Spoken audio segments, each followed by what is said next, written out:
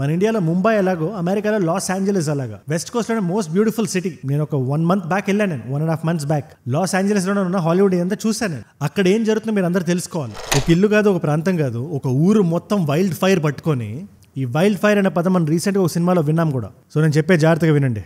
Government మీరు మీ ఇళ్లలో ఉండొద్దు, వెంటనే వెకేట్ చేయండి అని చెప్తే జనాలందరూ బయటకు వచ్చి వాళ్ళ కార్లు తీసుకొని బయటకు వేరే ఊర్లకి తరలి వెళ్ళిపోతుంటే వాళ్ళ కార్ స్పీడ్ కన్నా వెనకాతలు వస్తున్న ఫైర్ స్పీడ్ ఎక్కువ ఉండడం వల్ల, ఆ వాల్యూమ్ ఆఫ్ కార్స్ ని రోడ్ అకామిడేట్ చేయలేకపోవడం వల్ల 1 కోటి రూపాయలు 2 కోట్లు 3 కోట్ల కార్లు, ల్యాంబోర్గినీలు, ఫెరారీలు ఇవన్నీ జనాలు రోడ్ల మధ్యలో వదిలేసి పరిగెట్టుకుంటూ వెళ్లాల్సి వస్తుంది. ఆ జామ్ అయ్యే రోడ్డు మీద ఇరుక్కున్న కార్లు అన్నిటిని ఆ క్రష్ చేసే వెహికల్ ఉంటది కదా, మొత్తాన్ని క్రష్ చేసుకుంటూ వెళ్తుంది. కార్ మొత్తం క్రష్ అయిపోయి ఆ స్పేర్ పార్ట్లు, వీల్స్ ఇవన్నీ రోడ్డు మీద పడిపోయి ఉన్నాయి. అలాగా టాప్ యాంగిల్ నుంచి చూస్తే ఒక డిస్టోపియన్ సినిమా విజువల్ లో ఉంటుంది. స్టీవెన్ స్పీల్బర్గ్ అని ఉంటారు, ఆయన తీసిన సినిమాలో ఉంటుంది అన్నట్టు. స్టీవెన్ స్పీల్బర్గ్ అంటే గుర్తొచ్చింది, ఈ సదర్న్ కాలిఫోర్నియాలో జరుగుతున్న వైల్డ్ ఫైర్స్ లో స్టీవెన్ స్పీల్బర్గ్ గారి ఇల్లు కూడా కాలిపోయింది. ఆయన ఒక్కలిల్లు అనుకుంటున్నారా, 150,000 మంది వాళ్ళ సొంత ఇల్లును వదిలేసి వెళ్ళిపోయారు. వాళ్ళు వెళ్ళిపోయిన తర్వాత వాళ్ళ ఇల్లు కాలిపోవడం వాళ్ళు టీవీలో చూస్తున్నారు. వాళ్ళ రిలేటివ్స్, బంధువులు ఇళ్ళకి అది వెళ్ళి పాపం కేర్ తీసుకోవడానికి లేని వాళ్ళు ఉంటారు కదా, ముసలి వాళ్ళు, పరిగెట్టలేని వాళ్ళు, ఒంట్లో ఓపికలు లేని వాళ్ళు, అలాంటి వాళ్ళు 11 మంది చనిపోయారు.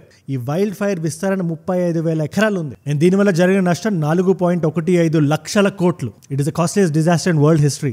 అసలు ఇది ఎలా స్టార్ట్ అయింది, ఎక్కడెక్కడ జరిగింది, దీని స్కేల్ ఏంటి? అమెరికా లాంటి కంట్రీ, వరల్డ్లోనే నంబర్ 1 లీడర్ అనిపించే కంట్రీ, దీన్ని ఆపడంలో ఎందుకు విఫలమైంది, ఇవన్నీ పర్టికులర్ వీడియోలో మనం మాట్లాడుకుందాం. దీంట్లో పొలిటికల్ యాంగిల్ ఉంది, కానీ అన్నిటికన్నా ముఖ్యంగా మదర్ నేచర్ ముందు మనం ఇసుక రేణు అంతా కూడా కాదంటారు కదా. యూఎస్లో జరుగుతుంది, అది మనకు అద్దం పెట్టి చూపించినట్టు క్రిస్టల్ క్లియర్గా అర్థమయ్యేలా చెప్తుంది. మీరే చూడండి బిఫోర్ అండ్ ఆఫ్టర్ ఇమేజెస్. దీని గురించి మనం అందరం తెలుసుకోవాలి. బట్ అన్నిటికన్నా ఇంపార్టెంట్గా దీన్ని అన్బయాస్డ్గా క్లినికల్గా 10-15 నిమిషాల్లో మీ ముందు పెట్టేస్తాం. అండ్ మీలో చాలా మందికి తెలుసు, బట్ ఈ వీడియోస్ చాలా మంది కొత్త వాళ్ళకి రీచ్ అవుతుంది కాబట్టి చెప్తున్నాను. నా వీడియోస్ ఇలాంటివి రోజుకి ఒకటి వస్తుంది. మన లోకల్గా జరుగుతున్న విషయాలు, నేషనల్గా జరుగుతున్నవి, ఇంటర్నేషనల్గా జరుగుతున్నవి. సో నా వీడియో మిస్ అవ్వకుండా ఉండాలనుకుంటే కింద కనబడే సబ్స్క్రైబ్ బటన్ నొక్కి పెట్టుకోండి. సబ్స్క్రైబ్ చేశారుగా, వీడియోలోకి వెళ్ళిపోదామా? అసలు అక్కడ ఏం జరుగుతుందో చూద్దామా? Let's go.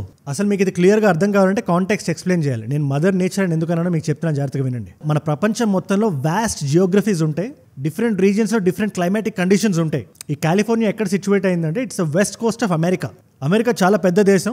ఈస్ట్ కోస్ట్ లో కొంచెం బిజినెస్ సెంట్రిక్ గా హై రైజ్ బిల్డింగ్స్ ఇవన్నీ ఉంటాయి, కానీ వెస్ట్ కోస్ట్ జనరల్ గా ఒక హాలిడే లాగా ఒక లేట్ బ్యాక్ యాటిట్యూడ్ ఉంటుంది. ఇది నేను ప్రత్యక్షంగా చూశాను కూడా. బట్ ఇక్కడ హై రైజ్ బిల్డింగ్స్ ఏం కనబడవు. ఇది ఒక కోస్ట్ లైన్. ఇది ఇక్కడ క్లైమేట్ ఎలా ఉంటుందంటే, మీకు ఎలా చెప్పాలి, అక్కడ ఉండే ఫ్లోరా అండ్ ఫౌనాకి లేదా అక్కడ ఉండే చెట్లకి వర్షాలు పడడం అనేది చాలా ఇంపార్టెంట్. అండ్ ఈ సదర్న్ కాలిఫోర్నియా క్లైమేట్ మనం గత 20 ఏళ్ళుగా స్టడీ చేస్తే గత 20 ఏళ్ళుగా పెద్దగా వర్షాలు పడలేదు, ఫలితం డ్రై అయి ఉంది. బట్ 2022 అండ్ 2023లో హెవీ అవుట్పోర్ ఆఫ్ రెయిన్స్ ఉన్నాయి, చాలా అందంగా వర్షాలు పడ్డాయి.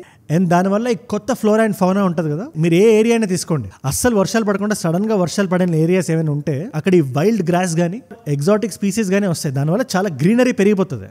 బట్ ఇదే కాలిఫోర్నియాలో 2024లో సంథింగ్ వెరీ వియర్డ్ హ్యాపెండ్. గత 8 నెలలుగా అసలు వర్షాలే సరిగ్గా పడలేదు. పడాల్సిన వర్షం పడిందా లేదా పక్కన పెట్టండి, దాని దగ్గరలో కూడా పడలేదు. సో దీనివల్ల ఏమైందంటే కొత్తగా పెరిగిన ఈ వైల్డ్ గ్రాస్ ఏదైతే ఉందో అది డ్రై అయిపోయింది. సో తగల పెడితే తగలబడిపోదాం అని చూసే ఈ వైల్డ్ డ్రై గ్రాస్ ఏదైతే ఉందో అది వెయిట్ చేస్తుంది. ఈ ఇన్ఫర్మేషన్ కాసేపు అలా పక్కన పెడదాం. ఇప్పుడు శాంటా ఆనా విండ్స్ అని ఉంటుంది, అది ఈ టైంలో ఎవ్రీ ఇయర్ వస్తాయి. చాలా గట్టిగా కొట్టే విండ్స్, అవి ఒక డైరెక్షన్ లో వస్తూ ఉంటాయి. I think it's towards the sea. ఈ విండ్ ఏదైతే ఉందో ఈ సంవత్సరం వచ్చినప్పుడు రెగ్యులర్ స్పీడ్ కన్నా ఇంకా ఎక్కువ స్పీడ్లో వచ్చింది. ఆల్మోస్ట్ 140 km/h స్పీడ్లో కొడుతుంది అది. సో జస్ట్ ఇమాజిన్, ఈ మధ్యలో ఉండే ఏరియాలో పెద్దగా హ్యూమిడిటీ ఉండదు, హీట్ హెవీగా ఉంది, గాలి గట్టి కొడుతుంది, డ్రై గ్రాస్ ఉంది. దానివల్ల ఏం నడుస్తుంది? ఆన్సర్ మీకే వదిలేస్తాను. ఎక్స్పర్ట్స్ కూడా పిన్ పాయింట్ చేసి ఈ ఫైర్ ఎగ్జాక్ట్ గా దీని వల్ల స్టార్ట్ అయిందని చెప్పలేకపోతున్నారు, కానీ మనకి 3 కారణాలు ఉన్నాయి. నంబర్ 1, ఈ గస్టింగ్ విండ్ ఏదైతే ఉందో అది చెట్ల మధ్యలో వచ్చినప్పుడు ఒక చెట్టుకు ఒక చెట్టు కొట్టుకొని ఆ ఫ్రిక్షన్ తో ఫైర్ క్రియేట్ అయిందని కొంతమంది చెప్తుంటే, రెండో బ్యాచ్ ఏమంటున్నారంటే సిటీ మధ్యలో ఉండే ఎలక్ట్రికల్ లైన్స్ ఉంటాయి కదా, ఆ లైన్ ఏదైనా కింద పడి ఈ గస్టింగ్ విండ్ గా తెగిపోయిన వైర్ తగిలి అక్కడ ఏమైనా ఆరిజినేట్ అయినాయా డిఫరెంట్ ప్లేసెస్ లో అని కొంతమంది వాదిస్తున్నారు.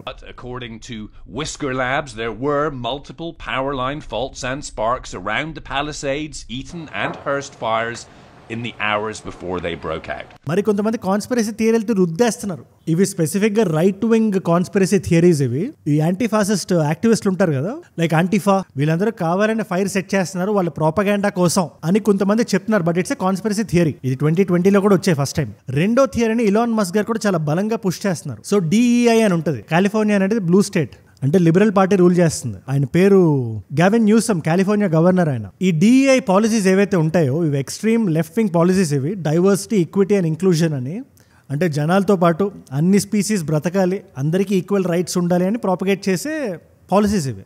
సో ఈ పాలసీస్ని దృష్టిలో పెట్టుకొని కావాలనే జనాల సేఫ్టీకి ఇంపార్టెన్స్ ఇవ్వట్లేదా అని ఒక వర్గం వాదిస్తుంది. దీనికి ఇలాన్ మస్క్ గారు DEI మీన్స్ పీపుల్ డై అని ఒక ఎక్స్పోస్ట్ కూడా వేశారు ఆయన. దీని గురించి డొనాల్డ్ ట్రంప్ కూడా మాట్లాడుతూ రీసెంట్ గా ఒక పాలసీ ఉంది, డెల్టా స్మెల్ట్ అని ఒక రేర్ ఫిష్ స్పీసీస్ ఉంది కాలిఫోర్నియాలో. దాన్ని ప్రొటెక్ట్ చేయడానికి వాటర్ రాకుండా ఆపారు మీరు ఒక పాలసీలో. మీ వాటర్ మేనేజ్మెంట్ చాలా దారుణంగా ఉంది, ఫైర్ హైడ్రేటర్స్ లో వాటర్ ఎందుకు లేదు? లిబరల్ పాలసీస్ నుంచి కొంచెం బయటకు వచ్చి ఆలోచించండి అని డొనాల్డ్ ట్రంప్ గారు అంటున్నారు, కానీ కొంతమంది దాన్ని రిఫ్యూట్ చేస్తున్నారు.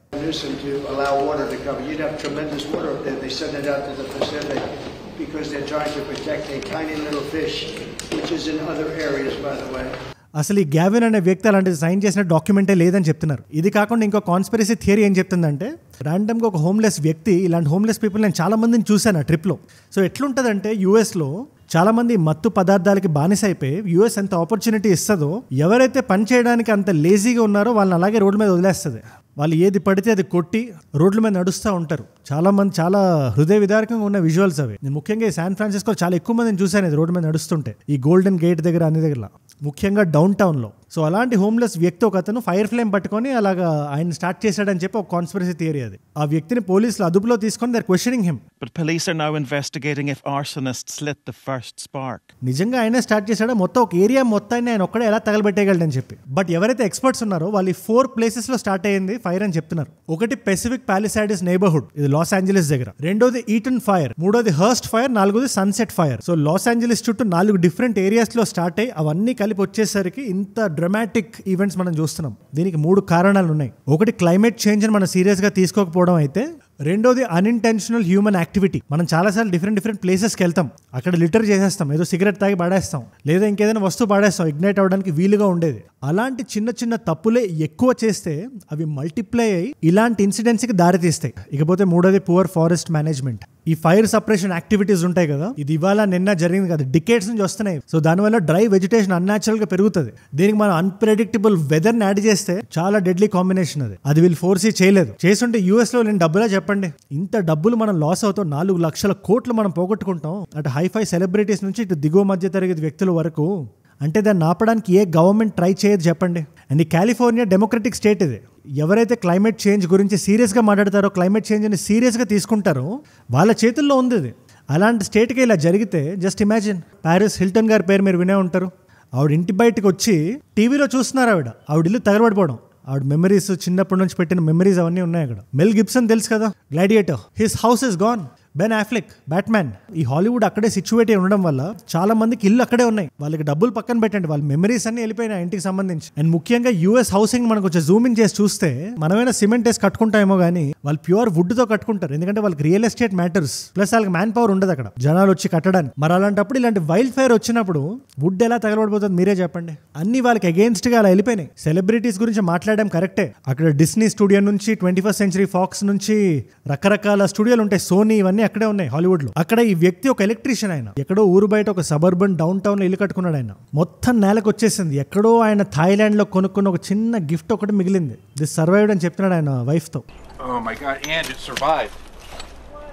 Your little elephant box from Thailand. ఇలాంటి హార్ట్ బ్రేకింగ్ స్టోరీస్ ఎన్నో ఉన్నాయి. ఇవాళ లాస్ ఏంజలస్, శాంటా మోనికా, ఈ సదర్న్ కాలిఫోర్నియా రేంజ్ అంతా ఇలా తగలబడిపోతుందంటే దానికి ఒక్కటే కారణం, నేచర్ ని మనం లైట్ తీసుకోవడం. ఎవరు ఇలాంటి డిజాస్టర్ని ఎక్స్పెక్ట్ చేయరు.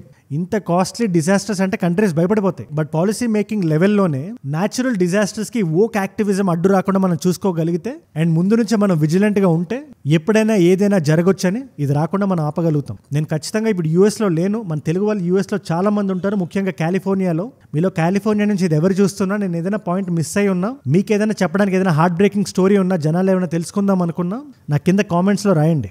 నాకు ఇవాళ ఒంట్లో బాగాలేదు, కొంచెం నీరసంగా మాట్లాడుంటే కొంచెం క్షమించండి, కొంచెం ఫీవర్ వచ్చింది, బట్ ఆల్మోస్ట్ బెటర్ అయిపోయింది. లోపల సంకల్పం గట్టిగా పెట్టుకున్న ఈ వీడియోస్ ఆగకూడదని చెప్పి. I think by tomorrow I should be fine. రేపటికల్లా నయం అయిపోతా, అంతే హుషారుగా మీ ముందుకు వస్తాం. ఈ ఎంటైర్ ఇష్యూ మీద యూఎస్ గవర్నమెంట్ ఇంకా బెటర్గా రియాక్ట్ అయ్యి ఉండొచ్చు అని మీకు అనిపిస్తే అది కూడా నాకు కింద కామెంట్స్లో రాయండి. ఆర్ ఎక్కడ విఫలమైందో కూడా నాకు రాయండి. I want to know. ఎందుకంటే నేను కూడా మీలాగే నిత్య విద్యార్థిని. I'm also student like you.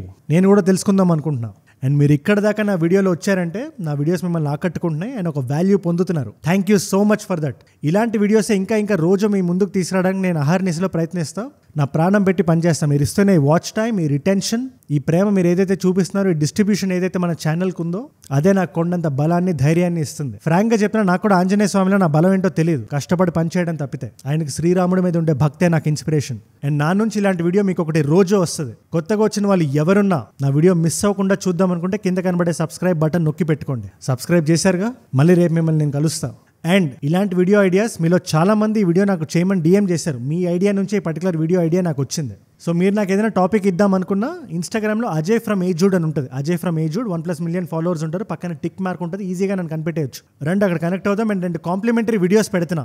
ఒకటి రీసెంట్గా జరిగిన తిరుపతి స్టాంపీడ్ ఇష్యూని ఎక్స్ప్లెయిన్ చేస్తూ అసలు అది ఎందుకు స్టార్ట్ అయింది, అది ఎలా జరిగిందో క్లీన్ గా చెప్పాను. ఆ పర్టికులర్ వీడియో ఇక్కడ ఉంది. తిరుపతి స్టాంపీడ్ అయిపోయిన తర్వాత దాని మీద పవన్ కళ్యాణ్ గారు ఎలా రియాక్ట్ అయ్యారు, వైఎస్ జగన్మోహన్ రెడ్డి గారు ఎలా రియాక్ట్ అయ్యారో దాని మీద వీడియో చేశా. ఆ పర్టికులర్ వీడియో ఇక్కడ ఉంది. మీకు ఏ వీడియో ఇంట్రెస్ట్ ఉంటే ఆ వీడియో చూడండి.